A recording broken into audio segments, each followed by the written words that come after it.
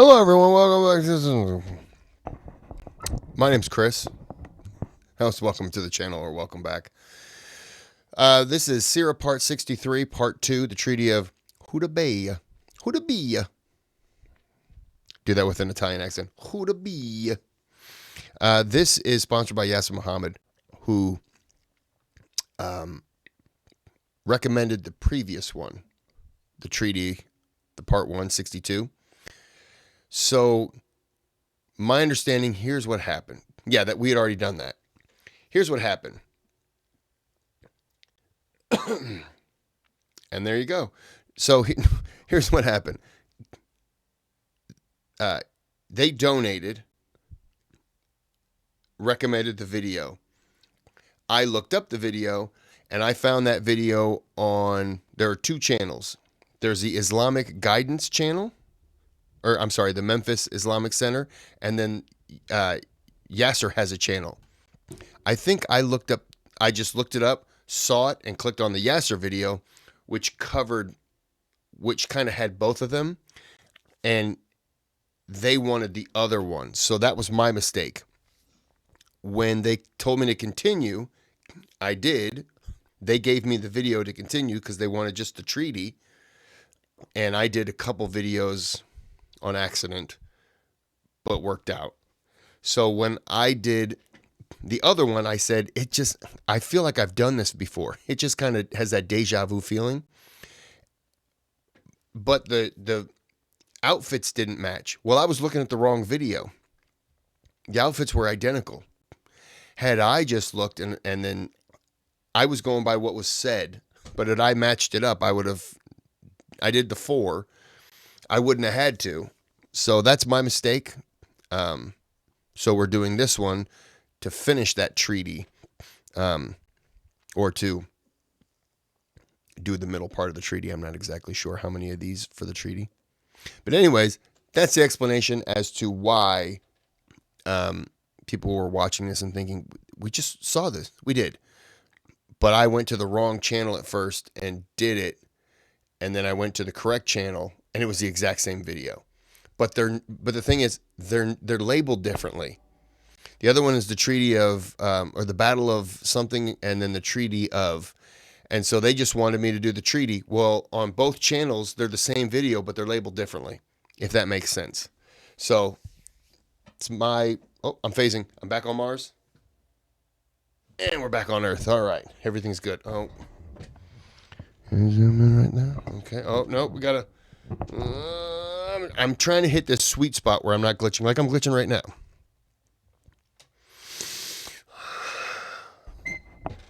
Fix this. There you go. Okay.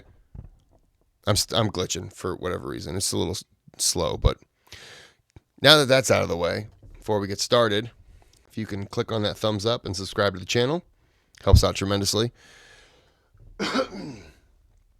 And then you can donate to the channel through the thanks button, request a video, and then you sponsor a video just like this. Because right now I'm sure it says this, but my video says sponsored by. So there you go. All right, I'm going to shut up. We're going to break this into 4 videos. It'll be about 21-ish or minutes per video. And let's go. That's the start. That's my new magical start button. And I can talk right now because he's not here. I can keep talking. I can still talk. He's going to come on. He starts speaking Spanish. And some people believe me. You know he's not speaking Spanish, right? Yeah, I know. Bismillah ar-Rahman ar-Rahim. Alhamdulillah Rabbil Alameen. Wa salatu wa salamu ala Sayyidina Muhammadin wa ala alihi wa sahbihi ajma'in. Amma ba'd. So we continue today with the Treaty of Hudaybiyyah Part 2. And in the last halaqah, in the last seerah, we had discussed the beginnings of the Treaty of, or the incident of Hudaybiyyah. We talked about why it's called Hudaybiyyah, why some of the Sahaba called it a ghazwa, how the Prophet ﷺ entered into the area. He bypassed the troops of Khalid ibn al-Walid, and that the Prophet ﷺ, Allah Azza wa Jal caused the Prophet ﷺ's camel to camp at that plain that is called the plain of Hudaybiyyah. Now, so we stopped basically when the Prophet ﷺ camped. He realized Allah wanted him to stop here, so they set up their camp. Now, during the course of the next few days, many things happen. And the problem, which is one of the standard problems of the whole seerah, is that we have tidbits of various specific incidents, and the problem comes, how do you piece it together? How do you get, we have A, B, C, D. How do we know it's A, B, C, D or A, C, B or D, A, B? You see what I'm saying? We have lots of small narrations, and this is the standard problem of the entire seerah. And this is demonstrated usually in these types of incidents, like Uhud, for example, is one of the most complex. We have at least 100 narrations about specific things that happen at Uhud. How can we piece it all together? Same thing goes at Hudaybiyyah. We have one Sahabi giving us one incident, another Sahabi giving another incident. So to piece it chronologically is the big question. You guys, when you read the books written by modern scholars, you think this is all a beautiful narrative. When you go back to the classical sources, that's where the unraveling occurs, right? And one of the jobs of modern scholars is to piece it together in digestible formats. And so at a basic level, we just follow any modern scholar. But when you want to go advanced, this is the big issue that comes. So I will present to you a narrative or a version that Allah knows best. There's no way to know which is the exact correct chronology, but I'm just warning you, if you read some of the books, you will find bits and pieces here and there, and that is because the chronology is something we have to piece together. So, one of the things that happened, and I'll begin with this, even though we don't know exactly when it happened, was that the Quraysh tried to surprise attack the Muslims in Hudaybiyyah. The Quraysh tried to surprise attack the Muslims who were camped in Hudaybiyyah. When did this happen? The first day, the second day, the third day? Nothing is mentioned. We have no idea. It might have happened right at the very end. It might have happened right at the very beginning. But we just mentioned this separately because this is a one incident. Then the rest of the today will be all about emissaries back and forth. So we're going to be a continuous narrative of the emissaries. The Prophet sending one, the Quraysh sending another, the Prophet sending another, the Quraysh sending another. So we'll begin that after this one incident. So we said the Quraysh launched a surprise attack, and this hadith is recorded in Sahih Muslim that we learn that 80 people of the Quraysh, they launched a surprise attack from the valley, or sorry, from the mountain area of Tan'im. Tan'im is where we call Masjid Aisha in our times, and so the Tan'im is neighboring Hudaybiyyah, and so they launched a surprise attack from Tan'im, and there were 80 armed men, and they launched, or they surprise attacked the Muslims in the early mornings right before or around Salat al-Fajr, hoping to catch them by surprise. However, the Muslims were well prepared, and the Muslims, they had scouts and envoys, so they saw them coming, and so instead of surprise attacking the Muslims actually surrounded them and forced them to surrender without causing any bloodshed, which is an amazing miracle, without killing one of them. They forced them all to surrender. They dragged them, or they brought them to the Prophet ﷺ, and the Prophet ﷺ forgave all of them and commanded them to return back to Mecca. And this is an amazing twist, if you like, an amazing story here before the beginnings of the negotiation that clearly demonstrate, what does it demonstrate? Peace, exactly. It demonstrates that the Prophet ﷺ has no interest in bloodshed. This isn't Khalid that he did this to, correct? Because I know he was there and he had set up to block a road that they were going to come in, and they bypassed it. So they're already inside, I'm guessing. Sorry for the glitching. It was fine. And then it goes in and now it's back. Hopefully it's good. So, did he leave? I don't know. That he has the full right in every legal system you can imagine. He has been surprise attacked, right? Every single legal system in the world will say you have the right to defend, to kill anybody who's attacking you. And if the whole 80 people had been decimated, every legal system in the world would have said he is fully justified. Right? Yet what happens? Not a single drop of blood is shed, and they are returned safely to Mecca. They're commanded to go back where they came from, and Allah mentions this in the Quran as a blessing that He has given. Surah Al-Fatah, verse 24. And by the way, all of Surah Al-Fatah is a reference to Hudaybiyyah. All of Fatah. A lot of average Muslims who haven't studied, lay Muslims, they assume Surah Al-Fatah has to do with the conquest of Mecca, because Fatah is Fatah. And Fatah usually means the conquest. But this is a big mistake. Fatah means any conquest. And no doubt when you say the Fatah, you mean the conquest of Mecca. No doubt. But Surah Al-Fatah has nothing to do with the conquest of Mecca. Surah Al-Fatah in its entirety was revealed right after Hudaybiyyah, when the Prophet is returning back to Medina, as we'll talk about when we get there, right? So, Inna fatahna laka fathan mubina, this is Hudaybiyyah, not Mecca, not the conquest of Mecca. And in Surah Al-Fatah, verse 24, وهو الذي كف أيديهم عنكم وأيديكم عنهم بباطن مكة من بعد أن أظفركم عليهم. And He is the one who stopped their hands from reaching you and your hands from reaching them in the valleys of Mecca, even after you had victory over them. Notice here, He is the one who stopped their hands from reaching you. They could have had a huge impact. 80 people, fully armed, surprise attack on a sleeping camp. And then they were just planning to attack and run back away. So hundreds would have died. Out of the 1400, easily 200, 300 decimated, and then the 80 flee back. Allah says, هُوَ الَّذِي كَفَّ أَيْدِيَهُمْ عَنْكُمْ. He protected their hands from you. And then Allah says something amazing. And He also protected your hands from them. Because you might have wanted to kill them. But if you had killed them, the whole peace process, the whole negotiations would have come to a standstill. Obviously, if the Prophet had killed even one of them, he would have been justified. But could there have been a Hudaybiyyah then? And Hudaybiyyah, as we will see, was the biggest victory that Allah gave to the Muslims after the conquest of Mecca. Basically, the biggest victory is the conquest of Mecca, and then Hudaybiyyah. What happened after Hudaybiyyah? If he killed any of them, they could have used that against him. You know, because they could always change the narrative. We weren't necessarily going to attack. We were just going here, and they looked like they were going to fight us, so we had to defend ourselves. You know, they could change the narrative, and then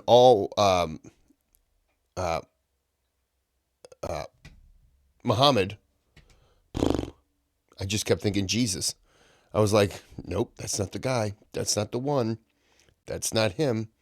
All he would have had to have done was just kind of unwillingly defended himself, and all of the camp, so to speak, defend themselves and fight back, kill one, and then they could have instantly, that would have been their trap, knowing that, yeah, we just have to convince it, because then if that happens, he probably couldn't return, I would guess, without any kind of a war or any kind of, or as soon as the month where you can't fight ends, they're coming for him. My guess. Hudaybiyyah is clearly a victory. If one drop of blood has been shed, there would not have been any Hudaybiyyah. So Allah is saying, this is my blessing. I stopped their hands, I stopped your hands, even after you captured them. مِن بَعْدِ أَنْ أَظْفَرَكُمْ عَلَيْهِمْ. Even after you had captured them. So this shows us that the Prophet ﷺ, his intentions were not for war, his intentions were completely for peace. Now, for the rest of today's seerah, we'll talk about the emissaries, the negotiation, back and forth. And again, so many scholars have attempted to reconstruct who went first, who went second, because really in the end of the day, we don't know. And what I'm going to present is but one alternative, one theory, and wallahi, if somebody presents another, it has, this is something that, this is my ijtihad, Allah knows best, and there are other scholars, if they look to the seerah, they'll find other sources as well. So, the first person who appears to have become an emissary is neither Qurashi nor Muslim, neither Makki nor Muhajir or Ansar. And he is a third party from the tribe of Khuza'ah. And Khuza'ah was one of the major tribes around Mecca. And Khuza'ah was generally sympathetic to Islam, generally sympathetic to the Prophet ﷺ, but at this point in time they hadn't embraced Islam. And one of the leaders of Khuza'ah by the name of Budayl ibn Warqa, Budayl ibn al-Warqa. Budayl ibn al-Warqa, one of the leaders of Khuza'ah, it appears to be, and again the stories are very sketchy, the details are very sketchy, it appears to be he volunteered to be an emissary. A third party, a neutral party, nobody is going to doubt him. He's neither on this side nor on that side, but he is physically, geographically in the vicinity. He lives in that area, and also he does not want bloodshed, and he is a noble Arab. He does not want any civil war, and so he and Budayl ibn Warqa eventually accepts Islam. So we know that deep down inside his sympathies are for the Prophet ﷺ. Eventually he accepts Islam. Right now he's not a Muslim. So Budayl goes to the Prophet ﷺ as the leader of Khuza'ah. He is the leader, the tribal leader of Khuza'ah, and he offers him help. And he says, not Ya Rasulullah, Ya Muhammad, because he's not Muslim yet. Ya Muhammad, I have just come from the other side of Hudaybiyyah, and I have left the sons of Ka'b ibn Lu'ay and Amir ibn Lu'ay on the other side, armed to the teeth. Now, who is Ka'b and Amir ibn Lu'ay? These are the great ancestors of the Quraysh. This is how they're talking about the other tribe. That the sons of that great legendary warrior, their sons are camped over there, meaning the Quraysh of Mecca.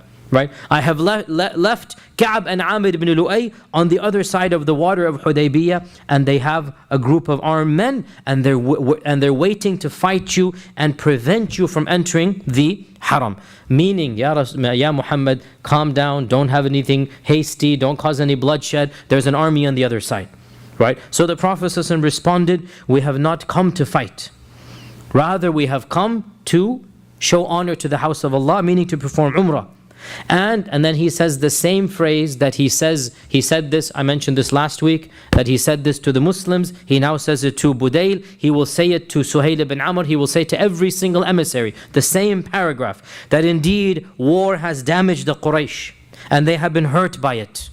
And if they wish, then we can negotiate and be peaceful. And if they wish, then I will show them what we are made of, and my neck will be chopped off from, or my neck will be chopped off, my head will be chopped off from my neck until Allah decides the matter. Meaning, it's up to them. They want peace, they want war. I prefer peace. But if they want war, I'm willing to give them war. And then he said, and if they want, I can give them some time so that they can think about this and leave the city for us. Meaning, if they're awkward, they're seeing us here, I can give them the option of abandoning Mecca. Give them some time, then they can leave Mecca, we can go in, perform the Umrah, and then leave. Now, this suggestion, the Quraysh eventually took it, but they had the condition. What was the condition? Next year, right?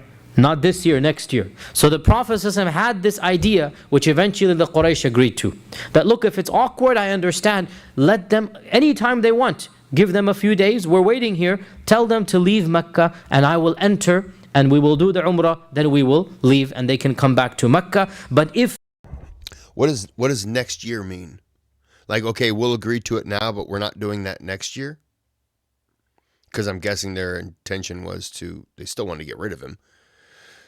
Or does next year mean, I don't know.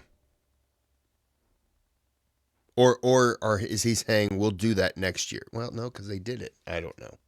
If they stop or if they refuse, then I swear by the one in whose hands is my soul, I will fight them upon this matter until, and there's an expression in Arabic, until my neck is cut off and Allah's decree be done. There's an expression in Arabic that I will do this until I die, until my neck is cut off, until Allah's decree will be done. So Budayl said, I will go and inform them of your request or your position, because as of yet the Quraysh have not officially been told why the Prophet ﷺ has come to Mecca. So Budayl goes to the Quraysh and he says, I have spoken to this man and I have heard him say something.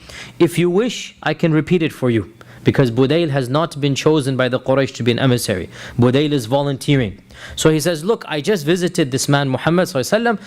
If you want to hear what he has to say, allow me permission. Ibn Ishaq says, the foolish amongst them said, we have no reason to listen to you. You have nothing new to tell us. Why should we listen to you? We know exactly why he's here. Right? The Sufaha amongst them said this, that you're not going to give us any information we don't already know. But Ibn Ishaq says, the ones of intelligence said, let him speak. Let him say what he has to say. And so he informed them of the Prophet ﷺ's intentions. I've come with peace, not in war.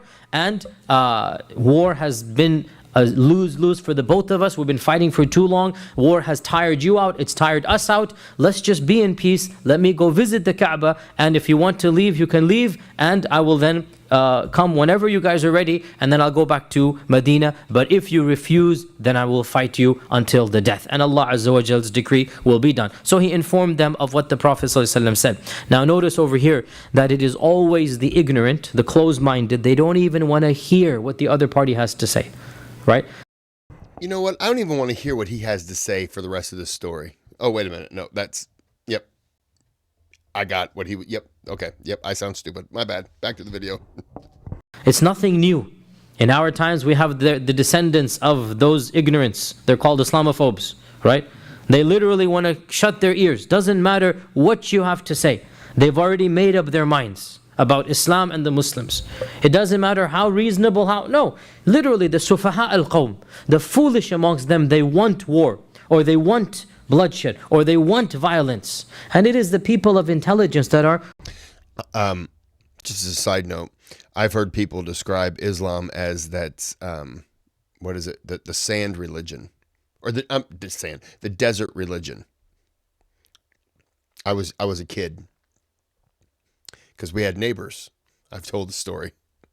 Mike and Muna. And,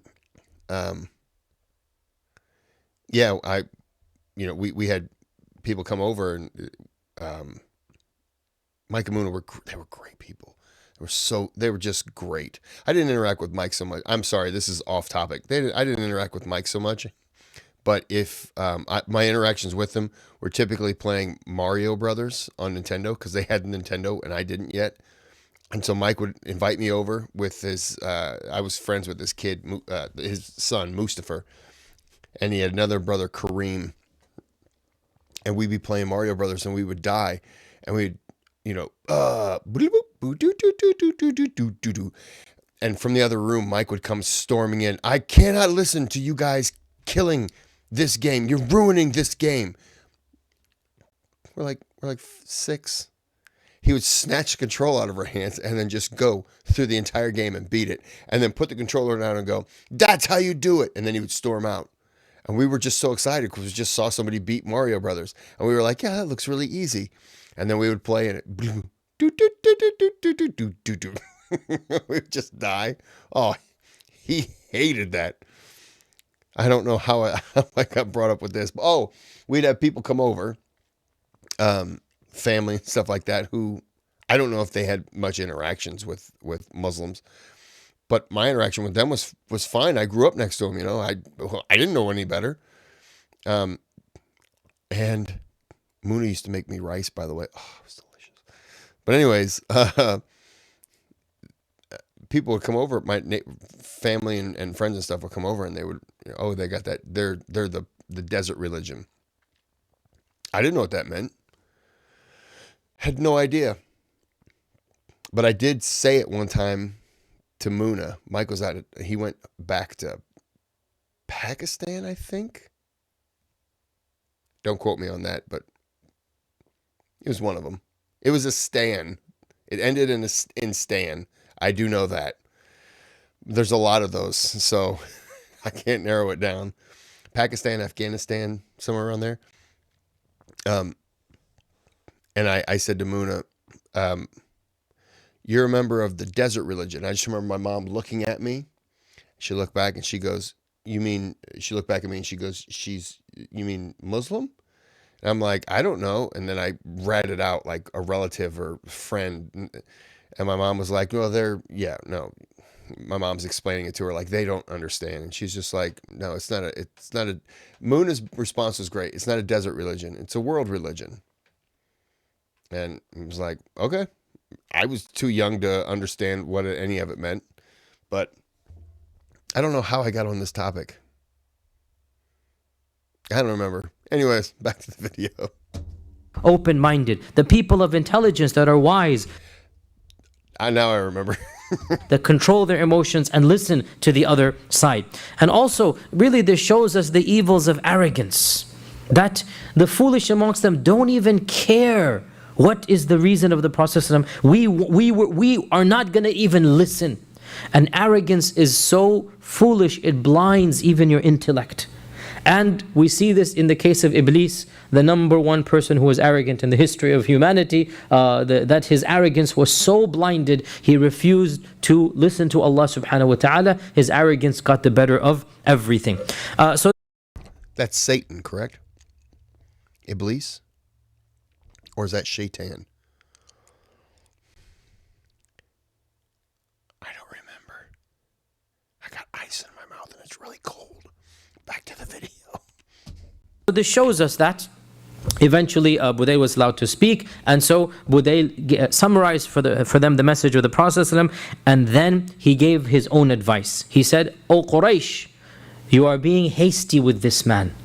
Your anger is getting the better of you. He has not come to fight. He has come to visit this house, honoring its sanctity." So Budayl, who is a neutral person from Khuza'ah, and eventually he embraces Islam. Right now he's not a Muslim. The seeds of doubt are being sown amongst the other camp. And Budayl is the first person, and there will be many more who come and side with the Prophet ﷺ, that you guys are being hasty here. The Quraysh responded, "By Allah, we will never allow him to enter Mecca, and the Arabs will say that he had the better hand over us." And this the Quraysh stuck with to the very end. When this thought came in, khalas, this is the first time it's being verbalized. Now for the rest of at least a week must have gone by. That's it, they've made up their minds. We will never allow him to come into Mecca. Why? What's the reason? So that the Arabs don't say that he managed to have the upper hand.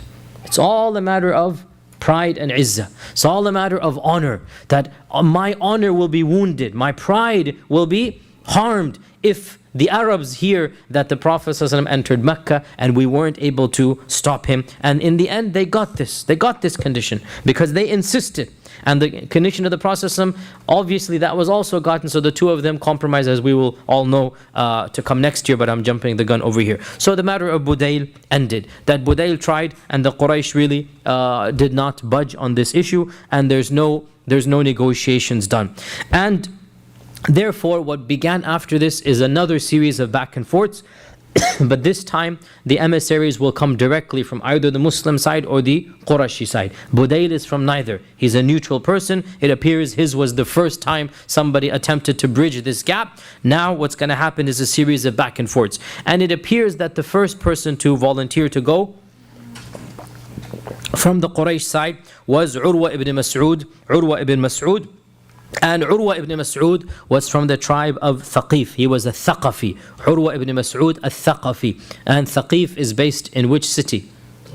Ta'if. Thaqif is based in the city of Ta'if. And the city of Ta'if, as you know, is the sister city of Mecca. Mecca and Ta'if are at there's a little bit of a tension, but there's also some camaraderie, and there's jealousy, meaning they're competing, but there's also some camaraderie. There's a bit of a tension between the two. And so Urwa ibn Mas'ud is one of the leaders of the city of Ta'if, from the tribe of Thaqif, and he is also now in Mecca figuring out what to do, because this is a matter of communal pride. So Urwa stands up and he says, "Am I not a father to you? Am I not a son to you?" This is the way the Arabs speak, meaning, am I not really a part of your tribe? Just because I'm from Thaqif, don't you know my loyalties lie with you, Quraysh, right? And it is also said that his mother was from the Quraysh, so he's literally saying that I am also of your blood. And so Urwa, the reason he's beginning this way, he needs the approval of the Quraysh to be an official emissary. So he begins by saying, "Am I not a father? Am I not a son to you? Do you accuse me of being unjust?" And they keep on saying, "No, we know who you are." And then he mentions many things that he's done in the past. "Did I not in such an occasion help you here? Did I not cause some bloodshed to be averted? Did I not cause reconciliation?" So he mentions his blessings, his resume, right? He's presenting his resume to the Quraysh, so to make them realize, look, I am somebody who's going to look after your interests, even if I'm not a Qurashi, I'm Thaqafi, but perhaps I can reason with this man. And so to all of the above, they praised him. They said, yes, you are, until finally he said, okay, so Budayl has come to us with some news, some plan, some idea. Let me go back to him, meaning the Prophet ﷺ, and see what I can negotiate. Okay, so Urwa ibn Mas'ud, then he becomes the first real emissary that the Quraysh sends, even though he's not Qurashi. He's Thaqafi. He becomes the first emissary that once the news comes that the Prophet wants peace and not war. So Urwa says, okay, look, let me go and negotiate. Let's see what we can do. And so Urwa goes to the Prophet sallallahu alaihi wasallam, and the Prophet sallallahu alaihi wasallam tells him the exact same thing that he says to Budayl. We have come in peace, and the same paragraph, right? That hasn't war become tiresome for the Quraysh? Haven't we both suffered from the war? Why don't the Quraysh let us be? We are just like the people. We want to go and do Umrah and Tawaf and then go. Right? And if they wish, I can give them the same conditions. So the Prophet already has a plan. And it's a very reasonable plan. He's appealing to the emotions of the Quraysh. Why the bloodshed? Enough is enough now. I'm just coming for peace. You can see there's no war going on here. Let me go like all of the other people. And if you feel awkward, then we give you a time. You leave the city, we'll come, and then we'll leave. And that's it. End of story. So the same plan is given to Urwa. Urwa then comes back to the Prophet ﷺ and says, what is really the matter with you? What is all of this that you're causing tension between your people and you? You say you call to Allah, but then you come with a group of people, we don't know who they are. Meaning, the Ansar. Who are these people? These are not Thaqif or Quraysh. You come with a whole group, we don't know who they are. And you break the ties of kinship. We are one group. We are Quraysh and Thaqif, we're next to each other. Now you bring in the Aus and the Khazraj, and there were other Muslims as well by this time from the smaller tribes, right? We don't know who these people are. You come and you break the ties of kinship.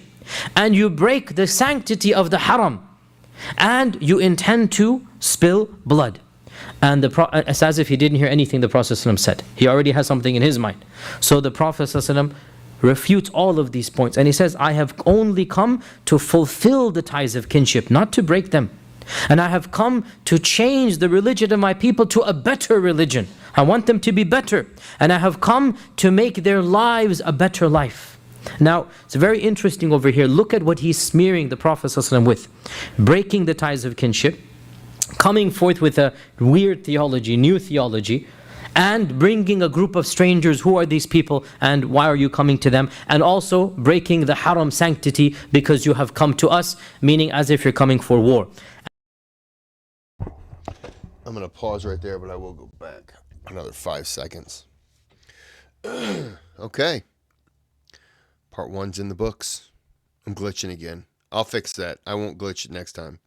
I make no promises. I could glitch. I don't know. Okay. Well, I don't really have anything to add other than that hiccup. All right. Well, I'm going to end it here. I'll be back with part 2. Until then, have a good day. Have a good night.